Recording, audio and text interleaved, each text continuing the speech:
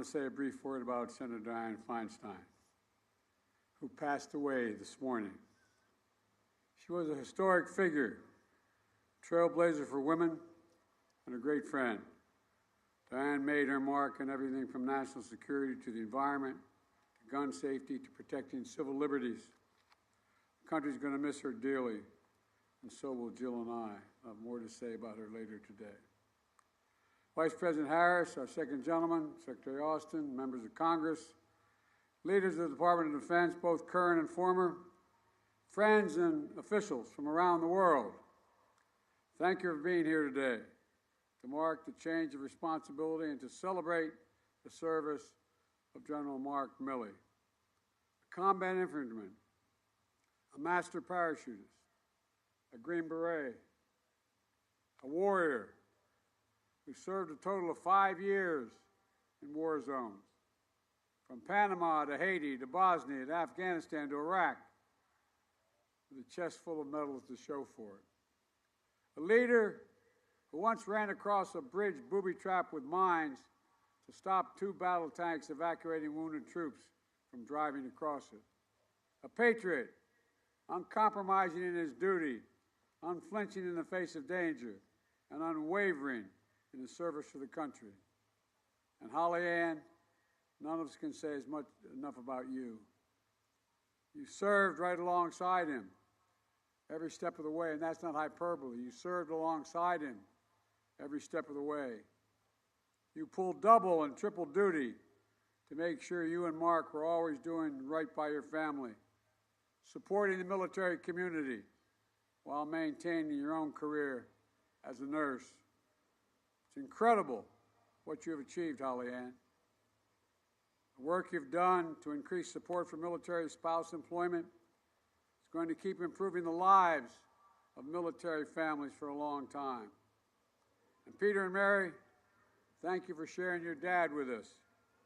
I know it wasn't easy. All those moves, all those schools, all those months, and your dad was deployed. You couldn't be together. Thank you for all you've given to our country. And Mark, I know one of the best parts of retirement for you, as already mentioned by our secretary, is you're going to spend more time with your kids. That's going to be fun, man. I tell you what, I love my kids. I'm crazy about my grandkids. Now, everyone who has spent time with Mark knows 3 things about him. Several were already mentioned. 1, he's from Boston. He parks his car in car garages. He likes maps, and he loves the Constitution. But each of these 3 things points to something deeper about Mark's character. His Boston heritage isn't just about pride of place. It's pride in what shaped him, the values that have guided his whole life. It's about the father and mother, both veterans of World War II, who set the example of nobility, the nobility of serving your country. It's about knowing that his dad was among those who landed in Iwo Jima, and that if those young men his father served alongside could raise a flag on Mount Suribachi, then there's nothing America cannot accomplish when we work together. It's about how his parents strived and sacrificed so their children would have every opportunity to chart their own future. It's knowing that everyone who served under his command had their own story, in his view, just as important as his. And to this day, whenever Mark's attended events, I've watched him. We've attended many events together. I've watched him. He'll talk to every young person, every veteran, every Gold Star family who wants to speak to him, no matter how long it takes, so we can hear their story as well and show his respect. The Boston pride is about knowing where you come from. The maps are about knowing where you are and where you're going. Mark wants to make sure he has the necessary facts to inform his decisions as a leader and his advice to others. As Commander-in-Chief, I've relied on Mark's counsel because I know He always gives it to me straight, no matter what. He always gives it to me straight. He's working with the best information possible, and he doesn't hold anything back. During his tenure as chairman, Mark has been a steady hand guiding our military as we navigate what I would argue is one of the most complex security environments our world has faced in a long time. He's been critical to strengthening America's existing alliances, from NATO to the Indo-Pacific, to building the new strategic partnerships like AUKUS, and keeping our force at a cutting edge in the fields of cyber and space, ending America's longest war and continuing to take terrorists off the battlefield, standing with the brave people of Ukraine and making sure they have the equipment and support they need when they need it to defend their freedom, letting them know how much he respects them. Mark, your partnership has been invaluable to me, and I give you my word to that. And I think it's been invaluable to Secretary Austin as well. I want to thank you for always seeing, always sharing the whole map with me, the whole map. Thanks, pal. When it comes to the Constitution, that is, and always has been, Mark's North Star. I'm so damn proud to serve with him. He's made it the central image on his challenge coin. Those three little words that mean so much to every American, but especially to those who stand in the service of our nation. The middle of his challenge coin says, "We the people." We the people. It's a reminder to all of us what makes us a strong nation, who we are as a democracy, and how the United States, for more than 2 centuries, has always managed to keep moving forward. Not fealty to any one person or to a political party, but to the idea of America. Idea unlike any other in human history. The idea that we're all created equal. That is what the Constitution safeguards. That's what we swear an oath to. And that is why generations of young women and men, Americans of every background and creed, have stepped forward to be part of the greatest fighting force in the history of the world. And that's not hyperbole. You're the greatest fighting force in the history of the world.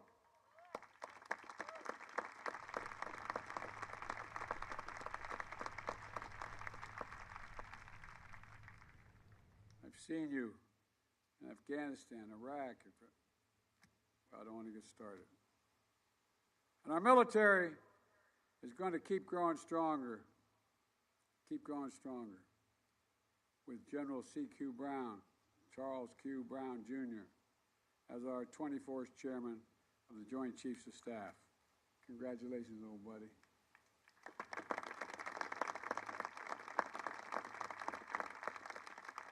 As Mark will tell you, I'll be meeting a lot with you. I said when I nominated General Brown as a seasoned warrior with deep combat experience, an experienced commander of the Joint Force, a top flight strategist, a leader known throughout the force for his unmatched judgment and unflappable demeanor. Like General Milley, General Brown is a patriot through and through, sworn to uphold and defend the Constitution. He and his wife, Shireen, have dedicated themselves to keeping our military and their families healthy and vibrant. I thank you both and your sons, Sean and Ross, for everything you've given to our country over the years. I look forward to working even more closely with you, CQ, as we take on the challenges ahead to ensure that our force can continue to deter and defeat any potential threat to the American people. As Secretary Austin noted, I'm glad that General Brown was confirmed by the Senate, along with the new Commandant of the Marine Corps and Army Chief of Staff. but I must be careful here how I say this, but it's thoroughly, totally unacceptable that more than 300 other highly qualified military officers are still in limbo. I've been here a long time. I've never seen anything like this. It's outrageous, and it must stop. Their promotions, their careers, their families, their futures, held hostage by the political agenda of one senator and the silence of another 47 of them. It's a drag on our force. It impacts everything from readiness to morale to retention. It's an insult to the officers. Years of dedicated service. Our troops deserve so much better. And the House fails to fulfill its most basic function.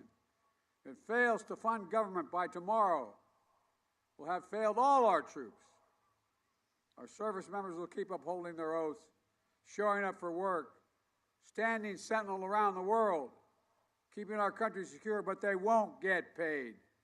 It's a disgrace. Thousands of Defense Department civilian servants will be sent home. And the longer they shut down last, the harder it will become for military families to pay their bills. We can't be playing politics while our troops stand in the breach. It's an absolute dereliction of duty. As leaders, we must never lose sight of the direct impacts of the decisions we make and the impact they have on the lives and families around the world.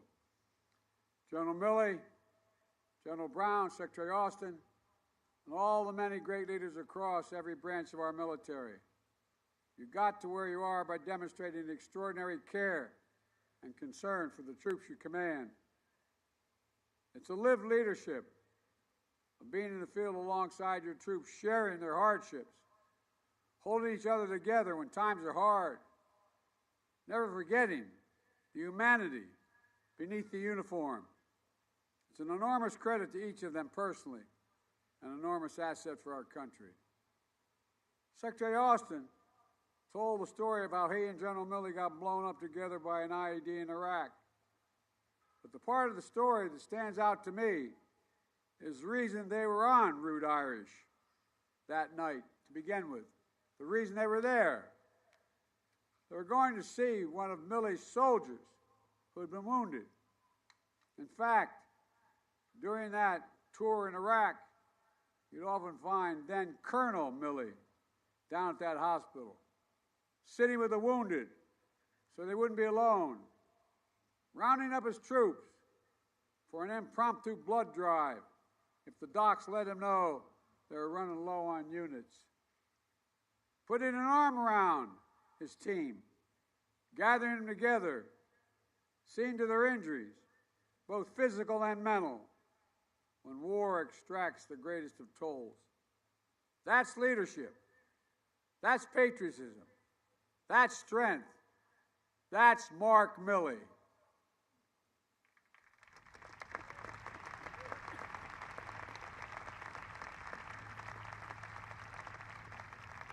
Mark, you know how strongly I feel about you. You've given remarkable service to our country. You've done honor to the uniform of our nation. You've upheld your oath. Thank you. Thank you, my friend. Thank you for being my friend. May God bless you all, and may God protect our troops.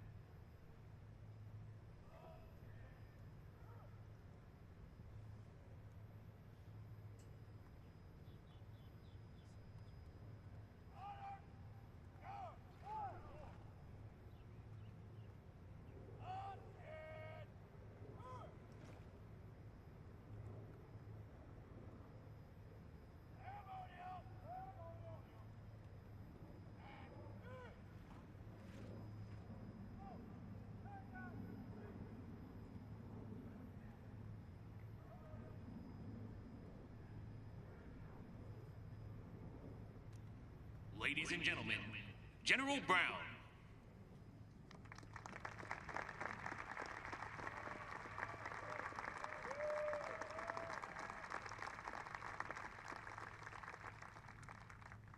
To our congressional leaders, our Department of Defense leadership, both past and present, our many distinguished guests, family, friends, joint teammates, allies and partners, service members and families of our United States Armed Forces, good morning.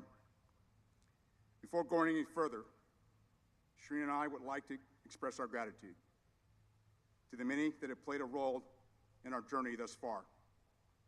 To the Air Force leadership, airmen and families we had the opportunity to work with and for the past 3 years. For the opportunity to continue serving and to all we had a role in making today possible. We very much appreciate all you've done and will continue to do, and we're grateful for your presence to witness today's ceremony. With each leadership opportunity I've had during my career, I've been honored, blessed, and focused on the task ahead. Today is no exception. President Biden, Vice President Harris, thank you for your trust and confidence that you placed in me, and for your leadership and commitment to our service members and their families. Secretary Austin, thank you for your guidance, your mentorship, and your faith in my abilities. Mr. President, Madam Vice President, Mr. Secretary, I'm honored to have the opportunity to continue serving our nation. To the Milleys, Mark and Dianne, thank you for your years of dedication, for an exceptional job well done, and thank you for your leadership. It's an honor for me and Shireen to follow in your footsteps and the footsteps of all the chairmen and spouses before us. God has smiled on me one more time and blessed me with another opportunity well beyond my own expectations. I'm blessed with a tremendous family, my commissioning officer, and my most influential mentor, my father, Charles. He told me in high school that 4 years in the military wouldn't hurt me. My mother, Kay, who didn't object to the idea, has been my most vocal supporter all along the way. I'm blessed by the unwavering support of my sister, Stephanie, and carry with me the influence and memory of my younger brother, Kevin. I owe my success to the sacrifice, love, and support of Shireen and our sons, Sean and Ross. Shireen is not only committed so much to our family, but she has become such a strong advocate for our military families. As a result of her commitment and advocacy, Sean and Ross are both accomplished in their own right.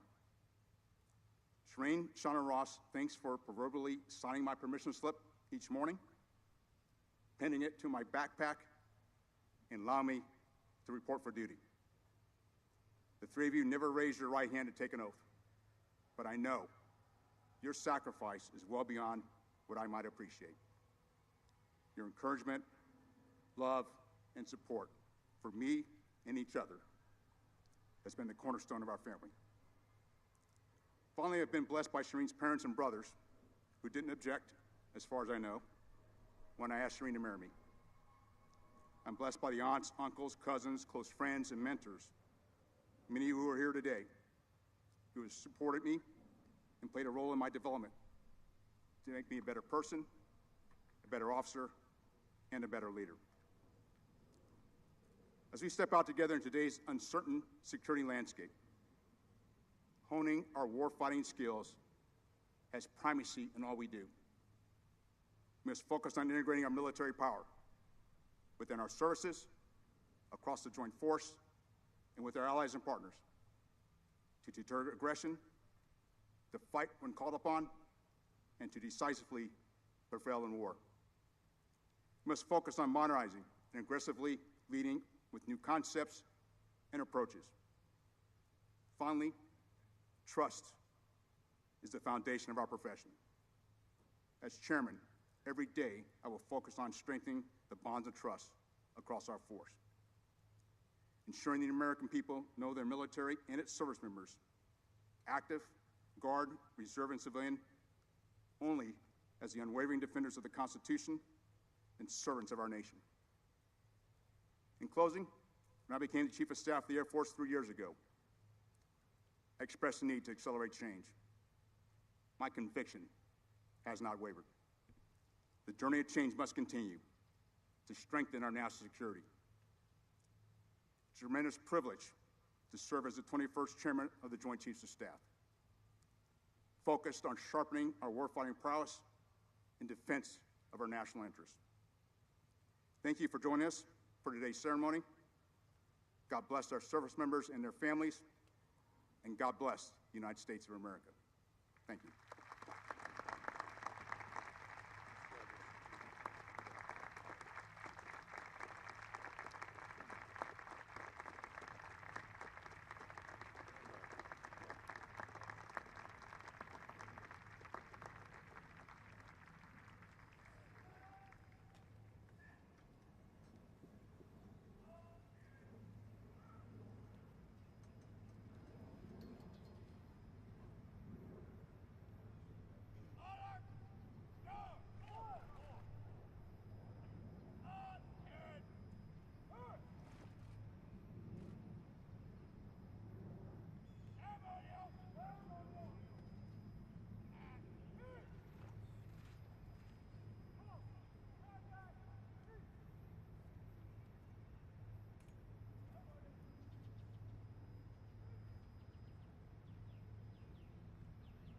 Ladies and gentlemen, Milley.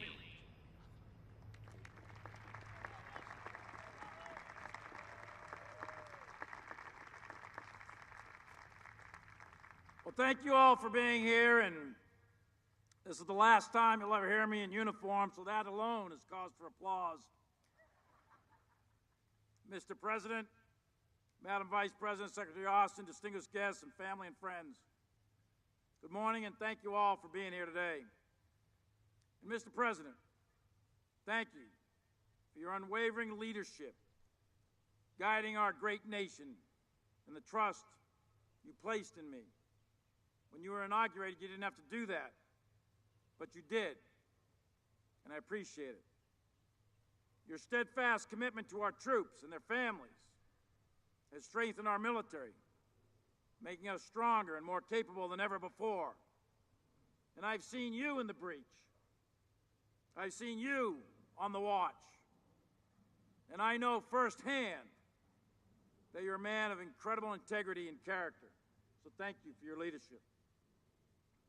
And Secretary Austin, thank you for leading our department with character and courage and also incredible integrity. You served our nation consistently for nearly 5 decades now, in and out of uniform. A Silver Star recipient, a man of enormous courage, both moral and physical. I am personally thankful for your guidance and your vision over the last 30 years that you and I have served together in peace and war. To the members of Congress, I want to take a moment and just acknowledge the tremendous service of Senator Feinstein. And may she rest in peace in the eternal embrace of God's comfort. And to all of her colleagues on the Hill, in the Senate and the House, and all the elected officials that are here today, and those that are not, you collectively demonstrate the American will. And we are viewed as either unified or divisive. That is your choice. But everybody watches. We in uniform appreciate your current support, and we count on your future support. And to our allies and partners, your presence demonstrates our shared interests and common values, and our robust network of allies and partners is a key source of our collective strength. Since the American Revolution, the United States of America has never fought alone. I'd also like to thank all the former Secretaries of Defense and the Secretaries of the Services and former Secretaries of the Services that are here today, along with the current Joint Chiefs, the former Joint Chiefs, the current combatant commanders, the former combatant commanders, and all the generals and dignitaries that are here. A special thanks goes to my joint staff and my front office, who gave a robust clap-out when I left yesterday. Had double meaning. They were exceptional under intense pressure in a fast-paced environment where the costs were high. Over the last 40-plus years, my thanks also goes to all my former commanding officers and non-commissioned officers, many of whom are here today. My teammates at platoon and company, battalion, brigade, division, corps, and beyond. Way too many to mention by name, but each of you in your own way provided me with the advice, mentorship, and support, and I am eternally grateful. There's also three groups of people here today who deserve special recognition and who represent the very best of our nation. We have here today several Medal of Honor recipients who serve with uncommon valor beyond the call of duty. They are the epitome of courage in the face of death. And second is our wounded warriors who are here today, one of whom you saw earlier sing God Bless America. They represent the thousands of those wounded in action who sacrificed so much in the defense of liberty. And third, our Gold Star families. Many of them are here today. They carry on the legacy of those in uniform who gave the last full measure of devotion so that our nation would remain free. To the soldiers, sailors, airmen, Marines, Guardians, and Coast Guardsmen, many of whom are standing watch at this very moment and are represented on the field before you, thank you. Thank you for your service, and thank you for your sacrifice. You are, in fact, the most capable and lethal military force in the world today and in all of human history. And let me thank my family and friends that are here. Conclude my classmates from Princeton, so maybe we could hear you shout. That was pretty weak, actually, so not sure what to make of that. But I was made an honorary member of the class of 1980 from West Point, so all the West Point classmates, maybe we could hear from you. Oh, that's even weaker. Let me go back to Princeton.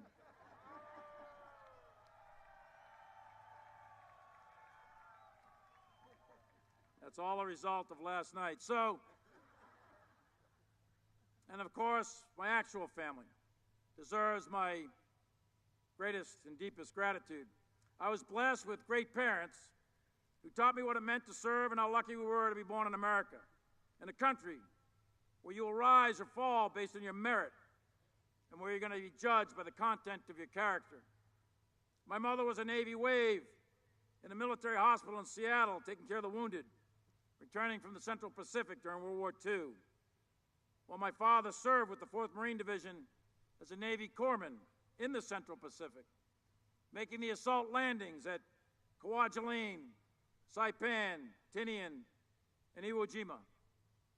Neither one of them ever went to college, but they knew what this country was about.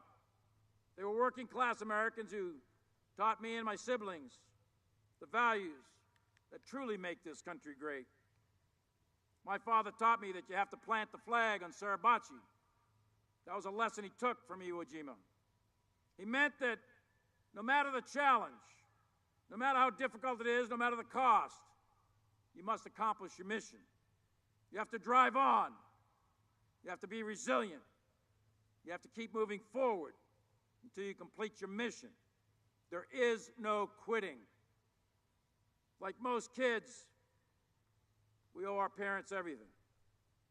I also want to recognize my cousins who are here, the McCalls and the Murphys and so many others that are with us today. And my older brother Sandy is here with his wife and sons, and our sister Mary Catherine, who recently passed, but I know she, along with our parents, are here in spirit. But most importantly, I want to say thanks to my wife of 38 years, Holly Ann. You've been the anchor of our family, essentially a single mom to 2 wonderful kids during 2 decades of war, like so many other spouses of those of us in uniform. You buried our dead. You comforted the families in their grief. You cared for our wounded in ways not seen by most. You were always there for our military families with love and compassion in the darkest of moments.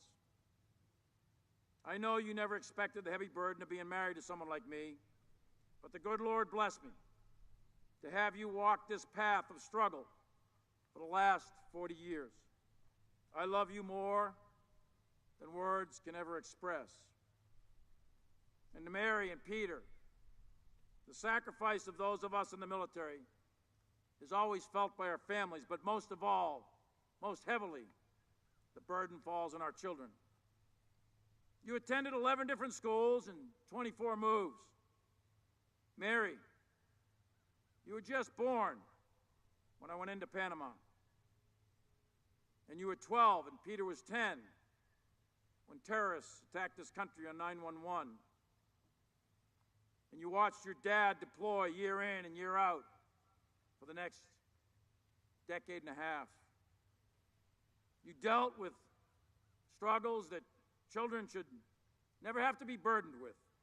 The fear that your father would never come home.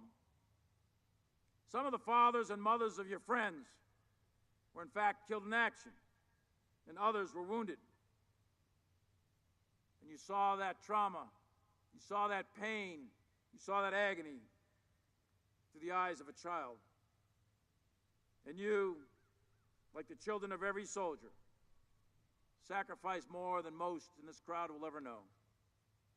But through it all, you have persevered, and you've grown into incredible adults with families of your own.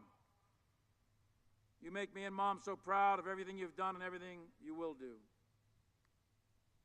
I could not have made it through 4.5 decades of military service without each of you. I'm deeply honored to have worn the cloth of this nation for 43.5 years, and I'm humbled to have served as the 20th Chairman of the Joint Chiefs of Staff.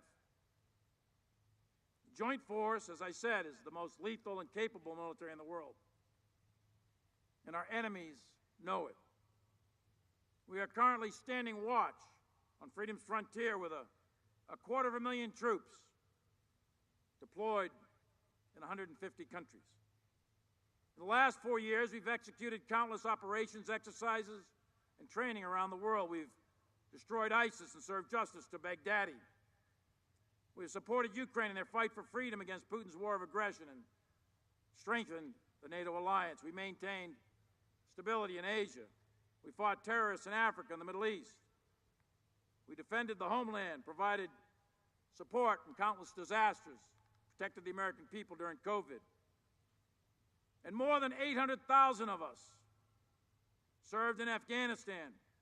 And to each of you, be proud that you protected this country for 20 consecutive years at great cost, with 2,326 killed in action and 20,713 of us wounded, alongside your brave colleagues from CIA and FBI and Department of State and USAID and many others from our government and our allies and partners.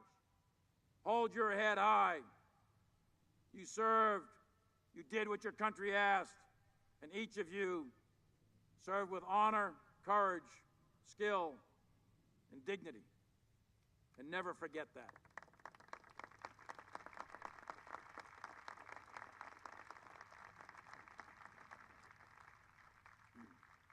Today, our joint force is ready. Right now, as we are here at Fort Myer on this field, there are 60 to 100 United States Navy warships sailing the 7 seas to ensure freedom of navigation. And our Coast Guard has saved countless lives at sea. Right now, in the last 24 hours, we flew over 5,000 sorties. And we do that every day to protect our homeland, support our allies, and keep the skies safe. Our Space Force is rapidly expanding into that new domain.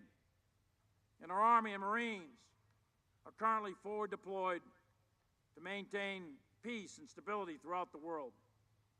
And simultaneously, this joint force is preparing for the future.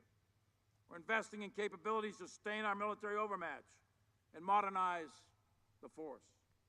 And our pace forward will not stop. General C.Q. Brown is the right leader to accelerate change. He's the right man at the right time to carry on the mission of this great military.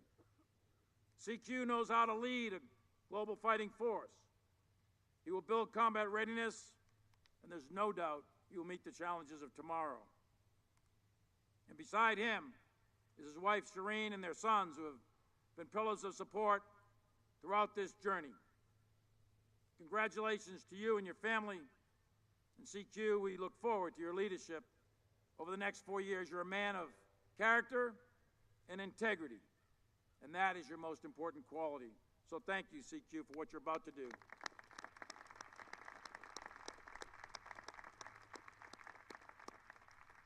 But today is not about anyone up here on this stage. It's not about the President, the Secretary of Defense, me, CQ. It's not about us. It's about something much larger than all of us. It's about our democracy. It's about our republic. It's about the colors posted behind me. It's about the ideas and the values that make up this great experiment in liberty. Those values and ideas are contained within the Constitution of the United States of America, which is the moral North Star for all of us who have the privilege of wearing the cloth of our nation. It is that document, the idea that is America, it is that document that gives purpose to our service. It is that document that gives purpose to our lives. It is that document that all of us in uniform swear to protect and defend against all enemies, foreign and domestic. That has been true across generations, and we in uniform are willing to die to pass that document off to the next generation. So it is that document that gives ultimate purpose to our death. The motto of our country is E pluribus unum. From the many come one. We are one nation under God. We are indivisible with liberty for all. And the motto of our Army for over 200 years, since 14 June 1775, when a company of Pennsylvania riflemen formed it. The motto has been, "This we'll defend." And the "this" refers to the Constitution. The Constitution of the United States. That we, the people, in order to form a more perfect union, to protect the liberty of this country. You see, we in uniform are unique. We are unique among the world's armies. We are unique among the world's militaries. We don't take an oath to a country. We don't take an oath to a tribe. We don't take an oath to a religion. We don't take an oath to a king or a queen or to a tyrant or a dictator. And we don't take an oath to a wannabe dictator. We don't take an oath to an individual. We take an oath to the Constitution, and we take an oath to the idea that is America, and we're willing to die to protect it. Every soldier, sailor, airman, Marine, Guardian, and Coast Guardsman, each of us commits our very life to protect and defend that document, regardless of personal price, and we are not easily intimidated. More than 1.1 million in uniform have paid the supreme sacrifice, to include the 400,000 that rest in eternal peace at Arlington National Cemetery. Those who sacrificed themselves on the altar of freedom in the last 2.5 centuries of this country must not have done so in vain. The millions wounded in our nation's wars did not sacrifice their limbs and shed their blood to see this great experiment in democracy perish from this earth. No, we, the United States military, will always be true to those that came before us, We will never, under any circumstances, turn our back on our duty. Thomas Paine famously wrote in his pamphlet, The Crisis, "These are the times that try men's souls. The summer soldier and the sunshine patriot will, in this crisis, shrink from the service of their country. But he that stands by it now deserves the love and thanks of men and women. And tyranny, like hell, is not easily conquered. From the earliest days, before we were even a nation, our military stood there, has stood on the wall, has stood in the breach, has suffered the crucible of combat, and has stood the watch and defended liberty for all Americans. Each of us signs a blank check to this country to protect our freedom. The blood we spill pays for our freedom of speech. Our blood pays for the right to assemble, our due process, our freedom of the press, our right to vote, and all the other rights and privileges that come with being an American. It is the blood of our fallen, it is the blood of our wounded that sustains our freedom, and we should always be inspired by them. We should never forget them, and we should always honor them. That is why my father's uncle fought and was wounded at the Meuse-Argonne in 1918. That's why his other uncle fought and was hurt at Gallipoli in 1916. That's why my uncle, my father's brother, was at Normandy, and while my mother's brother was in the Philippines. That is why yet another uncle fought in Korea, and my cousins fought in Vietnam. That is why my mother treated those returning from the Pacific, and that is why my father hit the beach at Iwo Jima. So that we, the people, in order to form that more perfect union, may enjoy the fruits of life, liberty, and the pursuit of happiness. We, the American people, we, the American military, must never turn our back on those that came before us. And we will never turn our back on the Constitution. That is our North Star. That is who we are, and that is why we fight. Thank you, and may God bless our military, and may God bless the United States of America.